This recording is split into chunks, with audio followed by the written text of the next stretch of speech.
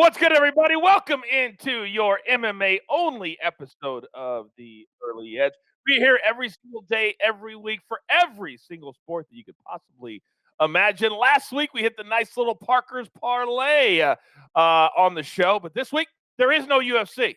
But we don't take the week off because Bellator live Friday night. PFL, the playoffs start live on Friday night that me and Ian Parker are the betting gurus for live on ESPN Plus and ESPN2. Let's bring in the star of the show right now. He and the Duck Army are fired up for a UFC-less week of MMA. But, Ian, we know that the tickets don't care where they come from. They just care that we cash. What's up? Yeah, money's still green. Doesn't matter what organization, doesn't matter where in the world. As long as we win, as long as it's MMA, we will be there. And remember, sometimes we will lose. It's all about the information. Knowledge is power. And quiet.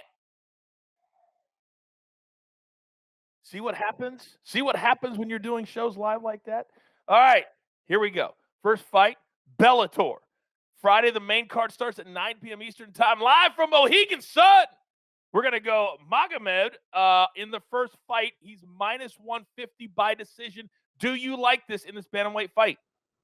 This is one of those fights where you got two prospects in MAGOMEDOV versus Rafion Stotts. And, Stotts is an excellent fighter, excellent striker, good takedown defense. But when you're fighting a guy like MAGOMEDOV, again, part of Khabib's team, these guys, they don't stop. They keep working until they get the takedown, and they grind, and they control you. And as good as Stotts is, and even if he loses this, still has a bright future in the division, still will fight for a belt someday. MAGOMEDOV's minus 600 straight up. So, Coach, as you know, too much, even for a parlay to get us any value. I think he wins, and when he does it by decision, that's because of how tough and smart Stotts is to get away from submissions as well. MAGOMEDOV by decision at minus 150. For those of you out there who are brand new to MMA betting, what Ian's talking about is our baseline. It's different than football and basketball and baseball, is minus 200. Anything below that, we feel like we can play it straight up. Anything above that, we're always looking to put it into a parlay or a prop bet, just like this one here by decision, bringing it all the way down to minus 150. Okay, let's go to MOUSASI-SALTER. They are the main event for Bellator 264. How do you see this fight playing out? Main event, middleweight belt on the line. MOUSASI is essentially a legend of the sport. He's fought the who's who, and John Salter is a guy who's been around for a bit, and he's gotten a nice little streak. More of a submission artist, and MOUSASI doesn't get finished very often.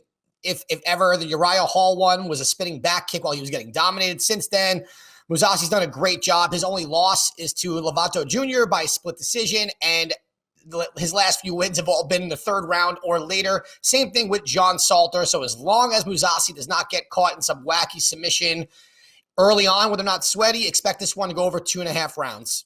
All right. It's always different, too. You got to have a filling out period whenever somebody is defending a belt for the very first time.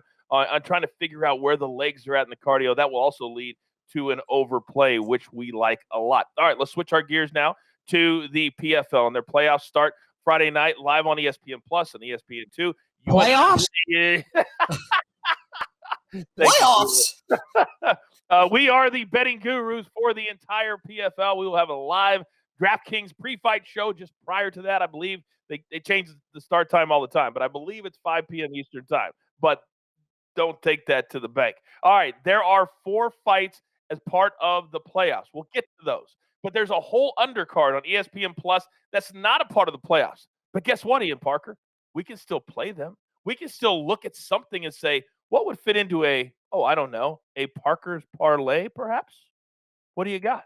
Yeah, so look, we're gonna start off with the parlay. Olivier Aubin-Mercier OAM coming off a huge win as an underdog, and we called it. We did, Coach. We called it, and we also called it to him to win by decision.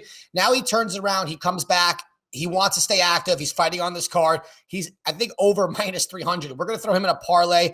His experience, as we saw, his striking has gotten a lot better, and his ground game, he's so tough to just – he takes everybody down. He's able to control. He should get the win there. The veteran, Gleison Tebow, is coming off the most controversial win I've ever seen over Rory MacDonald, but Look, he did look pretty good. His striking is there, and he's still one of the best ground guys in the world. Age is not a factor with this man. He could be 50, and he still looks like he's 23. We like Tebow in that fight, and Umalatov in the final leg of the parlay, he should be better everywhere, as long as he doesn't get clipped on some lazy entry, which he doesn't do. He's a great wrestler. He's got good striking, and again, these guys, when they all train on the same team, they know how to get it done. Mercier, Tebow, Umalatov, that's our parlay at plus 159. Oh, I love that number. It's tasty at plus 159. But now it's all about the playoffs. That's right. The 4 fights on the lightweight and the welterweight playoffs. Now, only 4 fighters this year made it into the playoffs. So that means they are just 2 wins away from $1 million. But the approach changes. There's no more points. There's no more, hey, do I make it in because this guy didn't fit? No. It's all about winning this fight and moving on. So the handicapping changes too. So Ian Parker, switching those gears up there now. Let's go to the first fight. Lightweight semifinals. Rzabov, minus 180 favorite, against Martinez, plus 155. What do you like here? Their first fight, the unknown Martinez won by split decision. You know, with Rzabov, it's interesting. He goes from losing a split decision to a guy that nobody really knows and couldn't figure out to then getting a knockout as a slight favorite over someone that people thought was going to beat him.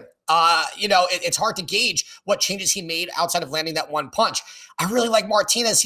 Martinez here is a dog. He wants to bring this win home to Paraguay. He wants to be the first fighter to bring a championship back to his home country, and he's got the chops to do it. The only concern here is he gets way too comfortable jumping into a guillotine, and he does it a little too often for my liking. However, his coaches have said he's made the right adjustments. As long as he stays active, he uses his striking to set up the takedowns. If he lands on top, I believe he's even the better jiu-jitsu fighter. Not grappler per se, but jiu-jitsu guy went on top. Let's go Martinez as our dog of the day.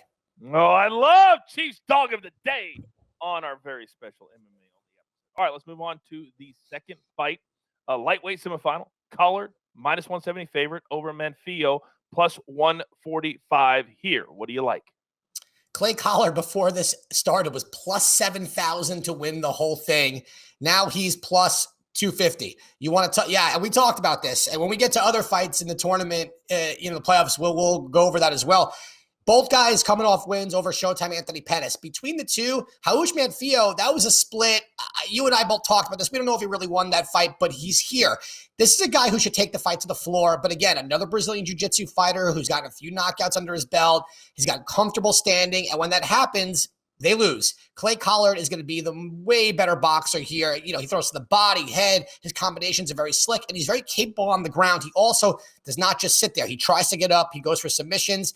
I just think it's going to be too much for MANFIO. He is not going to get a hesitant striker the way Pettis was in that last round. And Collard's gas tank is very solid. I love Clay Collard at minus 170. I would take him all the way to minus 195. I tell you what, this looks like a steal. This looks like a steal. I agree. We know it doesn't always play out that way. We got that. But this looks, I love this number, minus 170 for Clay Collard. Me too. All right, let's move into the welterweight division. And we've mentioned the name MAGOMEDOV and all these. They have the same names, it seems like, for everybody. But they're all studs. They are all studs. So take me through. Sadabusi should not be here, but he's got an opportunity now as things have fallen his way. Is this a buzzsaw that is too much for him to overcome? Well, Sadabusi holds a special place in my heart because he was our underdog that finished very strong for us when no one thought we had a chance in that play. Gotta love the Swedish Denzel, he calls himself. But this is a terrible, terrible matchup for him. Magomed Karamov is the favorite to win the entire playoffs and to win the whole thing. And this is a guy who could not fight in his first fight due to visa issues. So in the second fight against Curtis Milner, he had to win in the first round. And listen, what did we say? RORY McDonald set the blueprint for that fight, and Magomed Karamov. And by the way, I'm just going to keep saying his name because I'm getting it right, and it's fantastic to say. He did it on one knee. Millender took out his knee in the first few seconds of that fight. So what did he do? Take down, get into the submission situation, and it should be the same thing here. Literally, Sadabusi is a very similar fighter to Millender, kickboxer, his height, his range.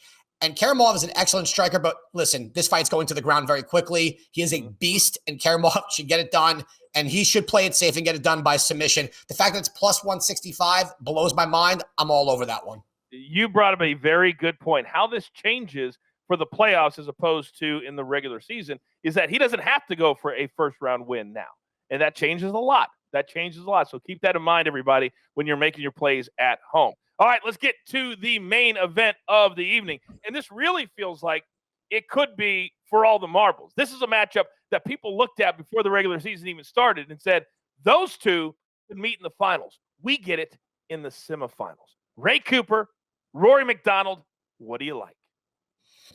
Yeah, this is a fight that we all thought, based on the brackets and the seeding, would end up as the championship fight, especially because everyone thought Rory beat Tebow. And then when that didn't happen, they're like, wait a minute, what does that mean? That means he's getting Cooper really quickly and vice versa. Look, Ray Cooper is no nonsense. This guy does not like doing interviews. Yesterday they said, how do you think you're going to win? What's your game plan? He goes, well, I'm going to punch him in the face. Thank you, Ray. We understand that's how it goes, and this is exactly what we knew he was going to say. Ray Cooper is a very, very tough fighter, very underrated with his wrestling, as we saw in his last fight. Has great control. We saw his tank starting to wear out a little bit. He puts everything into every punch against a guy in Rory MacDonald who has fought, listen, he's fought the best in the world. Ray Cooper might be up there now, but Rory's been doing this at a young age for a very, very long time. I just think Rory has too many tools in the belt. I think after that last fight from Tebow, he is not going to let this. It may go to the judges, so I don't want to say he's not going to let it, but I think he's going to be way more careful and not leave it up to any type of question. He will be the faster striker, better on the ground, and I think he's going to be smart here. You do not want to mess with the power of Ray Cooper. I like Rory MacDonald to win this fight, and to your point, again, Coach, he does not have to do this by any way other than win, and on top of that, these guys need to also consider they're going to be fighting again in the next couple of months after a win. You got to stay healthy, because if you win and get injured, you don't fight in the championship. So I'm predicting that Rory MacDonald is going to take this fight to the ground and try to control as much as possible and avoid any type of damage while getting the win. Yeah, you're going to see, whether it's on this show or on our DraftKings pre-show, that a lot of – if Ian is making a prop selection like he did with MAGOMEDOV, that's because that's how they normally win the fight. We're being very, very careful this week because all these props that could get first round, second, the stuff that we normally like, this week, it's all about the W's. It's all about getting the win and moving it to October. Unless it's Kayla Harrison, and we don't really have much of a choice. In that case, we're going to bet her in the first 28 seconds to get it by submission, and I'll just say it right now. But no, you're absolutely right. Look, Karamov by submission, right with the prop, it does not have to be first round. Correct. All right? Correct. We need to let what you said is such a good point to everybody out there. Guys, do not get too crazy with the props per round. This is so different. We're all about getting the win.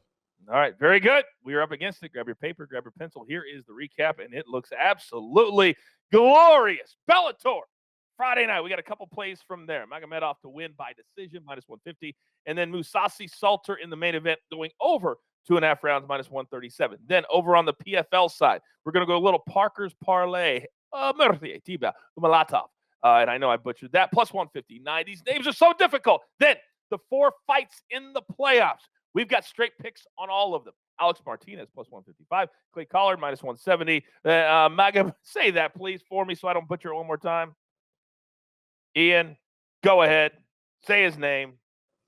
Magomed Karamov. Good Lord. It's going to be the death of me. +165. And then, of course, Rory MacDonald, -115. Hey, it wasn't the smoothest show, but it not always is. We do this every single week. Come on, you're going to have bumps in the road. But what we do know is that you've got your marching orders. Let's take all of these MMA tickets straight to the pay window for the entire Duck Army.